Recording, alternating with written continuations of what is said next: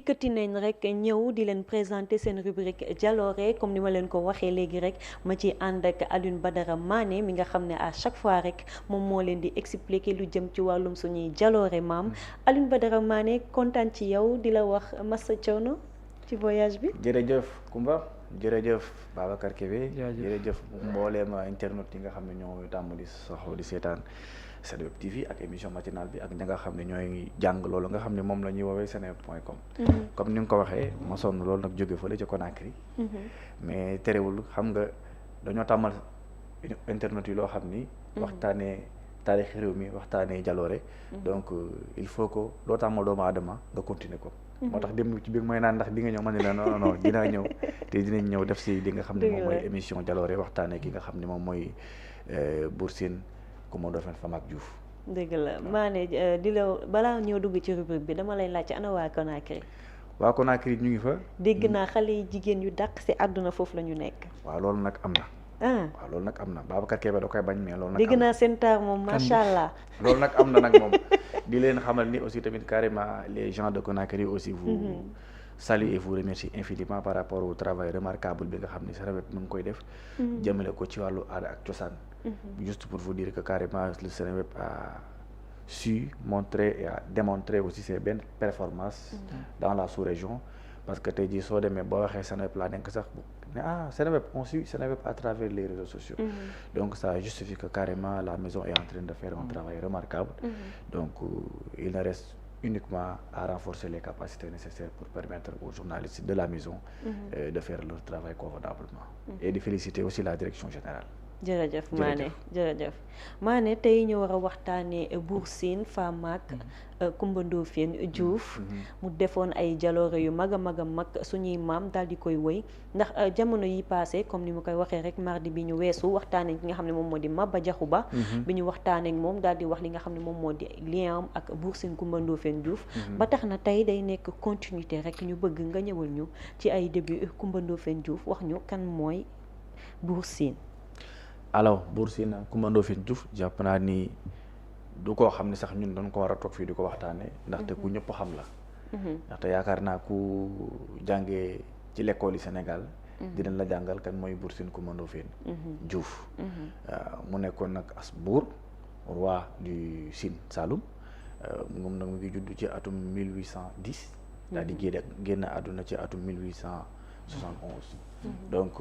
mu jaaw nekkoon buur boo xam ne bu xarañoon la aussi tamit ci lu jëm ci wàllu stratégie mu nekkoon buur boo xam ne tamit ku xarañoon la ci wàllu xeex ak yeneen yu ni mel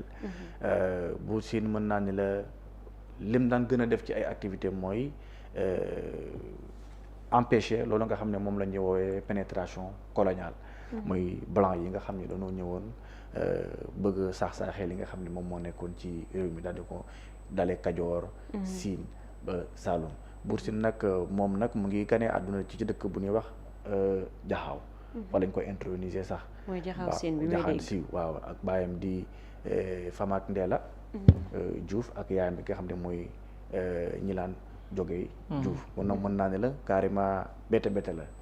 baay jeg yaay ji ñoom ñëpp ñoo bokk benn sant loolu day wane ni carrément mu ngi bokk ci benn famille royale bu mag a mag a mag boo xam ne tey ji ñoom ñoo yoroon loolu nga xam ne moo nekkoon royauté bi fële ca Siin mu nekkoon nag buur boo xam ne wax dëgg yàlla ci taxawaayam amoon na fulla moom nag def na 18 ans de règne parce que waaw 18 ans de règne parce que 1853 lañ ko intronisé comme Bour Sine Famack léegi nag 1871 ci la nga génn àdduna mu nekk buur boo xam ne wax dëgg yàlla nit ñi bëggoon nañ ko nit ñi nawoon nañ ko ci taxawaayam ak protection bi nga xam ne tamit doon na ko jox li nga xam ni moom moo nekkoon askanam waaw Mané li nga wax rek que Bour Sine defoon rôle bu important ci nan mooy protéger li nga xam ne moom moo nekkoon ay tradition muy religion séeréer bi waaye ginnaaw loolu tamit mu jàkkaarloo woon ak ñi nga xam ne ñoom ñoo di colon yi daal di xeex ngir rek sàmm li nga xam ne moom moo di royauté mu nekkoon presque mën naa wax avant dernier Bour Sine waaw avant c'est-à-dire mooy troisième et dernière lignée patrilinéaire bi nga xam ne ñoom ñoo jiite loolu nga xam ne moom mooy royaume du Sine ki ko wuutu sax moom boo ko xoolee ci archive yi moom mu ngi génn àdduna ci atum 1900 et quelque juste pour la wax la ni la règne Buur Sine dem na sax ba après les indépendances doon continuer tuuti. Donc pour wax la ni la royaume bu yàgg la ñoom Buur Sine la ko dalee ci ki nga xam ne mooy Maysa Waly Dione ba ni ñu yegsee ci ay ñoom Buur Sine li ñu am ci ay roi pratiquement ci yeneen royauté yi nekk ci Sénégal amuñu ko ba pare aussi tamit dafa nekkoon royaume bu organisé dañoo amoon une bonne administration avec un premier ministre un roi et un premier ministre ki nga xam ne carrément mooy jaraaf on les considérait comme les premiers ministres ak laman yeeg yooyu noonu mu nekkoon aussi royaume bu organisé royaume boo xam ne aussi tamit la classe sociale aussi tamit a été très bien gérée par le roi donc Buur Sine pour wax la ni la carrément nekkoon na roi boo xam ne aussi tamit li ñu doon xool ci buur ci taxawaayam ak askanam Buur Sine doon na ko def waaye mooy indi benn précision pour ñu bañ a jaawale Buur Sine Coumba Ndoffène Famack Diouf ak Buur Sine Coumba Ndoffène Fandeb Diouf bokkul kooku c'est son neveu ñoom ñaar bokkuñu mais ñu bari tey ji boo nee Buur Sine Coumba Ndoffène Diouf rek ñu bari seen xel day dem ci beneen Buur Sine bi alors que ñoom ñaar bokkuñu kee moom moo ko njëkk a nekkoon Buur Sine premier ak ki nga xam ne moom Fandeb mooy caat mooy ku tuuti ci séeréer waaw moom mooy ku tuuti ci séeréer ba pare Famack boo ko déggee carrément pratiquement mooy buur ku mag buur ak yooyu lépp ci jiitu ba pare aussi tamit dañoo amoon hymne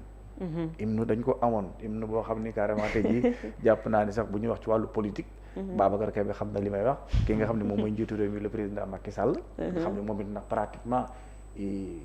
ci royaume Sine boobu la juddoo fa la yaroo fa la defee léppam Macky Sall moom moo doon bokk na sax ci li gën a siiwal hymne boobu mu ñuy wax ko fa ñu fañ fa wàccaaca man foofu sax xam nga lan moo ma ci neex Macky Sall moom dafa nekk tukulóor juddoo ci milieu séeréer bi tey jii nii loolu noonu mu def rek dafay wone métissage culturel bi nga xam ne am na fi métissage ethnique bi nga xam ne am na fi ak jàmm ak salaam bu mu ne xaaral ma ñëw ci séeréer yi tey séeréer yi di ngeen kontaan ci man de dafa ne o fañ na ngóoro roog o deb na xolum o fañiñ fañ fa wàccaacaa fañ fa wàccaacaa loolu mooy loo bañ ngóor du tee yàlla dina taw ci toolam nga bañ ko yàlla di gën di daw ci toolam nga bañ koo bañ a bañ yàlla di gën di taw ci toolam ni loolu mu nekk lu profond maanaam maa ne loolu boo koy décrire di jëm ci wàllum nit ki ak wërsëgam nit ki ak ni muy dundee tey jii nga faqatal ko du tee li ma war a am ci àddunaam dina ko matal bon loolu aussi tamit li muy gën a firndeel da sa xel na dafa na dem ci li nga xam ne jamono boobu noonu quelle est la religion bi nga xam ne ci la gaa yi nekkoon pratiquement boo xoolee ci jamono yi ceddo la woon il y avait les animistes et il y avait la religion traditionnelle et ces gens-là qui étaient dans la religion traditionnelle c'était des gens yoo xam ne ils étaient très dignes nag des gens dignes des gens avec des valeurs vous comprenez par exemple hymne boobu nga fa wax bi nga wax léegi traduire ko ñu wax ko ci séeréer nga traduire ko noonu ci olof pour ñu ko xamul woon xam li mi signifie ku ko dégg dina xam ne par exemple tey jii jamono jooju ñoom ngor jom ak fulla lañ doon doxee loo bañ góor du tere yàlla taw ci toolam nga gën ko bañati du tere yàlla gën a taw ci toolam mooy man sama wërsëg dépendul ci doomu aadama ci yàlla rek la dépendre pour wax la ni la carrément c'était des valeurs nag yoo xam ne tey jii dañ ko doon gis ci jamono jooju noonu ci royaume bi mu nekkoon nag loo xam ne aussi tamit c'est ça qui faisait la force aussi tamit de nos rois du Kayor au Bawol au Jolof en passant par le Sine Saloum mu mel nii rek nguurub Buur Sine Coumba Ndoffène amoon na ay xëccoo ndax ku ci mel ni suma juumul Hippolyte Alsace moom moo nekkoon jamono jooju ci administration française bi te bi nga xam ne dañoo daal di jël Buur Sine Coumba Ndoffène daal di koy fal buur moom dafa ne woon àndu ci woon ndax jamono jooju colon yi ñoom ñoo doon toog di décider naan diw mooy nekk buur wala diw mooy nekk buur waaye communauté séeréer bi mu mel ni dañ ci jouer rôle bu importante ndax dañoo taxaw bañ carrément ni ñoom ki ñu tànn seen aada li mu leen laaj moom la ñuy daal di samp fi nga xam ne moom moo di ci nguur gi. D'accord, très bien. Xam nga par exemple aujourd'hui quand tu fais l'analyse aujourd'hui dans le Sine Saloum dans mooy Fatick Dior yooyu il y a énormément de chrétiens de catholiques donc les gens doivent se poser la question qu'est-ce qui est à l'origine de ça léegi administrateurs yooyu noonu ak les missionnaires yooyu noonu nga xam ni carrément jamono jooju dañoo nekkoon foofu noonu dañoo bëggoon a ñëw implanter loolu nga xam ne moom bokkoon na ci la religion catholique bi ñu doon def foofu noonu di fa créer ay cheptel bëgg fa tabax ay lieux de culte yoo xam ne carrément dañuy indi askan wi ci ñoom li ñu gëm ci ñoom ci seen religion ba tax na nag Buur Sine Coumba Ndoffène da doon bañ loolu Buur Sine Coumba Ndoffène moom bañ na sax ba opposé wu na ci benn cheptel boo nga xam ni bëggoon nañ koo defar ci jamono jooju ba tey jii administrateur ba sax ba mu ko ne nga bëgg ko nga bañ ko dama ko fi def Buur Sine ni ko boo ko fi defee dama lay rey pour wax la ni la confirmer li nga wax séeréer si tamit ñoom dañ ci jouer rôle bu am solo parce que dañ ñun ki nga xam ni moom moo yor suñuy valeur moo yor suñu aada ak suñu cosaan kooku lañ mën a nekkal moo tax na carrément aussi ils ont participé massivement aussi à l'intronisation de ki nga xam ne moom mooy Buur Sine Coumba Ndoffène Famath Diouf pour mën a empêcher loolu nga xam ne moo nekkoon aussi tamit la pénétration coloniale ba tax nag par exemple tey jii ki nga xam ne Pinet-Laprade aussi tamit amoon na ay confrontation yu metti ak ki nga xam ne moom mooy Buur Sine Coumba Ndoffène Famath Diouf te Buur Sine Coumba Ndoffène Famath Diouf aussi tamit pratiquement mënoon naa ne la 2 ennemis la amoon par exemple 2 ennemis la amoon 2 ennemis foofu laa bëggoon ñëw Mané il avait 2 ennemis par exemple des ennemis yoo xam ne ñooy ay ennemis ñu mu bokkul benn gox ak ennemis yi nga xam ne moo nekkoon les ennemis externes muy les Français waaw Mané foofu laa bëggoon dikk sax ndax bi nga xamee ne mardi bii passé waxtaanee nañ ki nga xam ne moom moo di Maba Diakhou Ba dama bëgg ñu ñëw ci diggante Buur Sine Coumba Ndoffène ak Maba Diakhou Ba ndax Buur Sine Coumba Ndoffène dafa amoon ay défis yu nga xam ne dafa taxawoon mooy digganteem ak colon yi ci wàllum jël seeni territoire benn digganteemam ak religion chrétienne mi nga xam ne dañoo bëggoon soppi seeni aada ak itam digganteem ak religion musulmane bi nga xam ne tamit dañu bëggoon soppi seeni aada mu nekk ñetti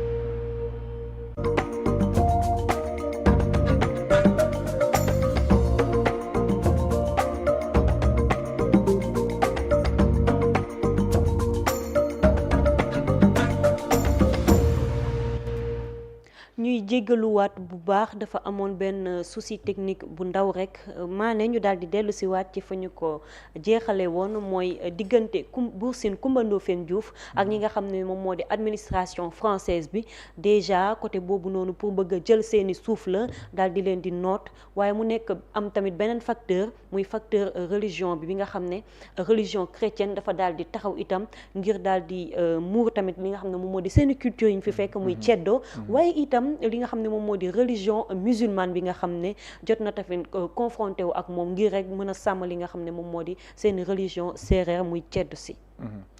waaw xam nga aussi pratiquement boo gisee sànq ma ne la Buur Sine dafa amoon ñaari ennemi mooy ki nga xam ne moo nekkoon aussi almaami Maba Diakhou Ba aussi tamit amoon na ay jàmmaarlu Sine mais loolu li ko waraloon mooy c'était le choc des religions Maba moom mën naa ne la guerre sainte la doon def te pratiquement guerre sainte moom dañ ñëw daal di tuubloo ñi nga xam ne ñoo ne woon ceddo yi te bañ na ko sax ba ci armée Maba Diakhou Ba bi aussi tamit amoon na ay séeréer yoo xam ni carrément ay jullit la ñu woon Maba dem leen reconverti à l'islam Maba aussi Buur Sine ba mu bëggoon a garder loolu nga xam ne nekkoon carrément moo ne woon la religion traditionnelle ceddo ba tax na nag confrontation amoon ci diggante ñaari buur yooyu diggante ñaari kilifa yooyu nga xam ni moo nekkoon ki nga xam ni mooy Maba Diakhou Ba ak ki nga xam ne moom mooy Buur Sine Coumba Ndoffène Diouf waaye ñëpp gis nañ après fa mu mujjee à somb ci ñoom ñaar ci benn bataille ba nga xam ne livré nañ ko foofu noonu ki nga xam ne ñoom ñoo ne woon blanc yi tamit ñoom il venait comme d'habitude rek piller des ressources ñëw dem sans que mu am ndàmpaay soo xam ni dañ ko fay bàyyi mais ki nga xam ni mooy Buur Sine Coumba Ndoffène Famaak Diouf tamit da doon imposer li nga xam ni moo ne woon ndàmpaay li wala mu ne leen carrément nii ak tegal leen ay conditions. nii ak nii la doon demee juste pour wax la ni la le royaume de Bour Sine Coumba Ndoffène à l'époque de Bour Sine Coumba Ndoffène était un royaume bien sécurisé à la fois, bien organisé à la fois, et carrément les règles ont été établies pour toute autre personne externe bu bëggoon a ñëw ci biir royaume bi wala nga am leneen loo fa bëgg a doxalee,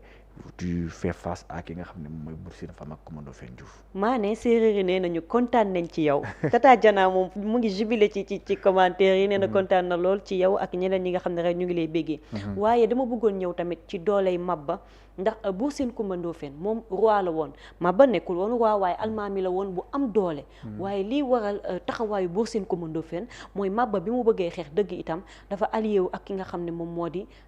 Bourba Jolof, waaye itam allié wu ki nga xam ne moom moo di Lat Joor Ngoone Latiir Jóob ngir mën a rek xeex Bour Sine Coumba Ndoffène. te boobulee xeex foofu laa bëgg ñu ñëwaat ci xeexu bataille de Somb bi entre Maba Jaxu Ba ak Bour Sine Coumba Ndoffène. ndax balaa xeex bi njëkk nañ tëkkuwante. ñu ma bëgg rek nga ñëwaat ci boobulee coow. léegi coow loolu aussi tamit xam nga am na y a beaucoup de controverses, y a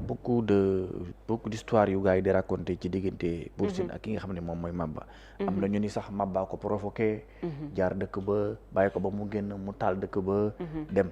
alors que en réalité affaire bi demeewul woon noonu à 100%. Lat Joor bi mu ñëwee daal di exilé ñëw ci ki nga xam ne parce que booba Lat Joor moom it daa amoon ay jafe-jafe fële ca Kajoor. waaw ba Lat Joor wanee ginnaaw non ak ay Kajoor ajoor ay ñoñam moom ci biir royaume dafa demoon ba Lat Joor crédibilité am dafa desoon. mu daal di gàddaay ñëw ci ki nga xam ne moom mooy Maba Jaxu Ba. ci la ko Maba Jaxu Ba daal di tuubloo dugal ko ci diine l'islam. mais jamono boobu Maba comme ni ma la ko waxee woon keroog dala dañ tegal ay conditions. di nga dugg ci lii dinaa la jàppale waaye yow it di nga ma jàppale ci lii. noonu la daan demee mais dafa am ba un jour nag benn rakku Maba Jaxu Ba ki nga xam ne rakk la ci Maba Jaxu Ba daal di ànd ak ki nga xam ne mooy Lat Joor Ngoone Latiir Jóob daal di Lat Joor ànd ak gawaram ñoom ànd ak ay ñoom Demba War Sall ak ñooñu daal di dugg ci dëkku Bour Sine Coumba Ndoffène Diouf ak ànd ak rakku Maba Jaxu Ba léegi bañ fa jaaree yàq dëkk ba taal def fa ay ravage ak yooyu noonu léegi Bour Sine ba mu dellu see ñu ne ku def lii ñu ne ko Maba parce que ay nit yi Maba ay ñoñom lañ mais en réalité Maba n'avait pas attaqué Bour Sine gratuitement comme ça wala pour ndax te ko bëggoon a jaay doole. xam nga loolu day baax ñu leeral ko. day baax ñu leeral ko parce que demeewul noonu après nag ci la Bour Sine daal di ñëw moom it carrément jàpp ni c'est une défiance. ci la ko envoyé bataaxal. boobu ci la ko envoyé ab bataaxal nag bi mu ko envoyé bataaxal nag wax ko li mu koy wax. Maba aussi tamit boobu moom it moo xam ni dafa am ci logique bu mu nekk. mu daal di relever défi bi. waaw bi Maba relever défi bi nag carrément parce que Maba sax après laajte na. lu xew ñu ne ko Lat Joor ak diw de ñoo jaar ci dëkkub séeréer si. am luñ fa def daal di ñëwaat. te boobu Lat Joor nga àndoon ak rakku Maba Jaxu Ba léegi nag Maba bañ ko envoyé bataaxal boobu noonu. mu ñëw mu recevoir ko moo xam ne nag Bour Sine mi de kaful te mag Maba boobu xam na ni ñi bokk ci ñoom.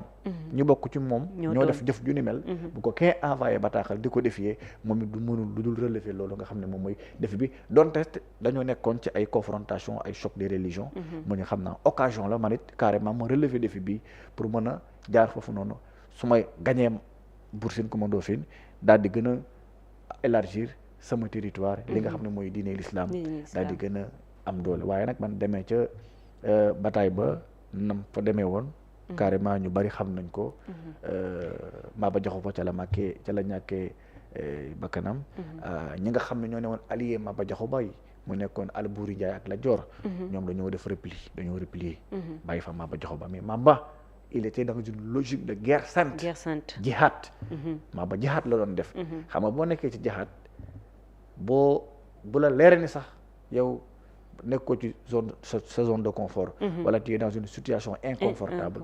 tu restes dans la bataille parce que idéologie bi la kon Maba foofu ñu leeral ñu bari dañ naan ñoom Alburi ak ñoom Lat Joor dañ koo trahir dañoo daw bàyyi ko fa bokkuñu woon logique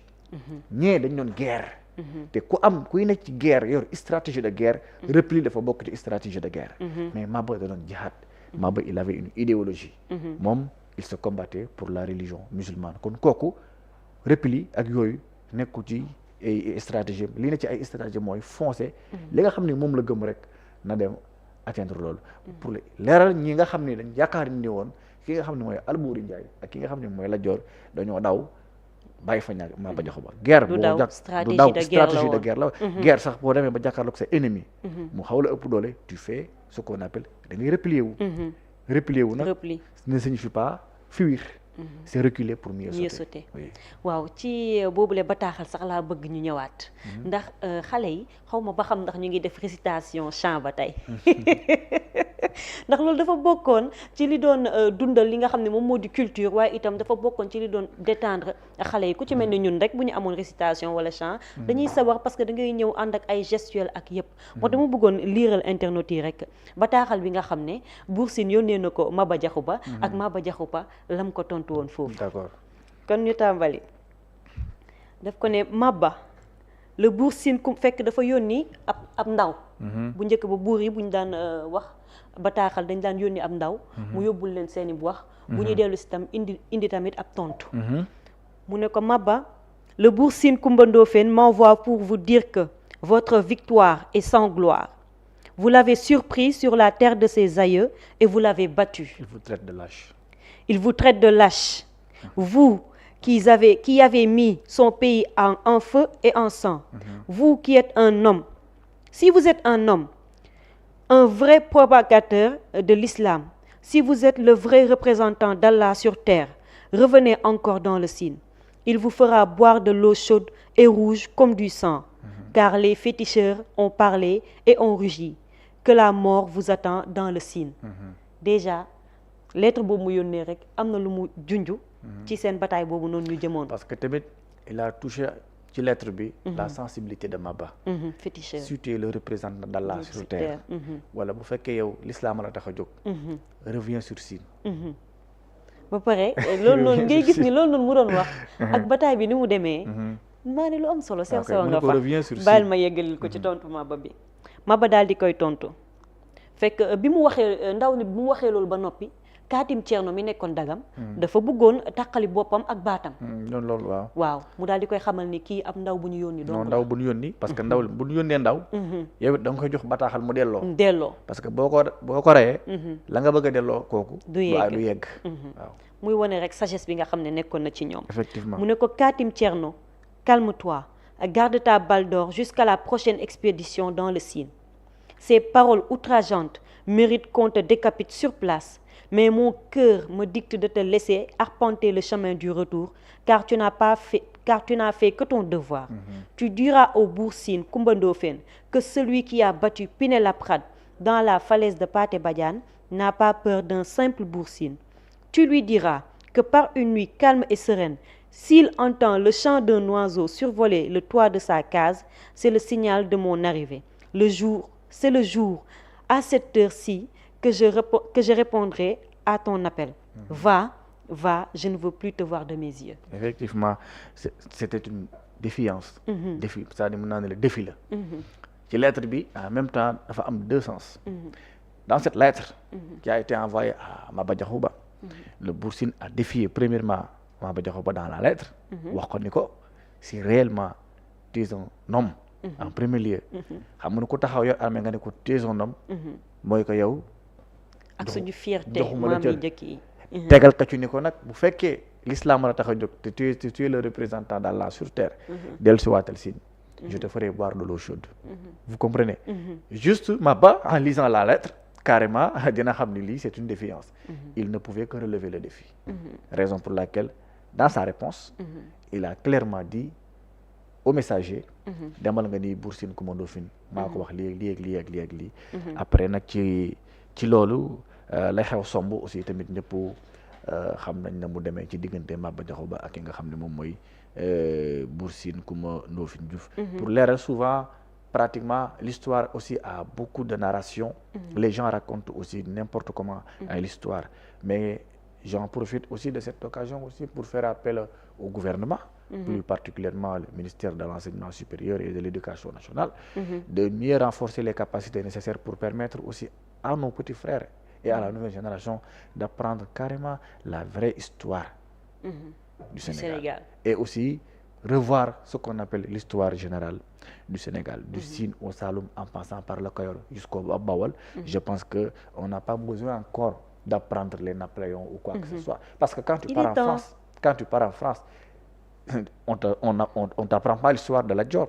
ou d'Albouri Ndiaye. On t'apprend l'histoire de Jeanne d'Arc, on t'apprend l'histoire de Napoléon Bonaparte. Hein? On t'apprend l'histoire de Jean-Louis, Saint-Louis mais pourquoi nous aussi on s'approprie de l'histoire des autres alors que nous avons notre propre histoire. Loolu aussi je pense que ñun ay Louis XIV la ñuy jàngal, Louis XVI amuñu benn lien culturel, daf ñuy dénaturer complètement. Très bien, c'est pourquoi aussi vous voyez l'histoire du Sine Saloum, parce que Sine Saloum en commençant par Maïssa Wali Dione, le royaume Guelwaar jusqu'à présent, je pense que loolu rek doy na histoire. Loolu rek nga def généalogie li ko commencé ca Maïssa Wali Dione ba ci Buur Sine nga xam royaume yi nga xam ne ñoom ñoo jaar ci Sine Saloum yëpp ça loolu rek c'est une histoire colossale. Vous comprenez? te ñëwagoo ci Kajoor, ñëwagoo ci Bawol, ñëwagoo ci Sine, ñëwagoo aussi ci l'empire du Jolof à l'époque nga xam ne c'était l'empire du Jolof annexé woon li nga xam ne moom mooy Kayor, te l'empire du Jolof boobu noonu moo jox naissance li nga xam ne moom mooy royaume du Kayor. D'où l'appellation du nom Damel. jërëjëf Mané, amati na solo. Tey moom yee nga deretu séeréer bi yëpp jug nañ. ku nekk naan fier d'être séeréer. Mané macha allah yàlla la yàlla may wër ak taxawaay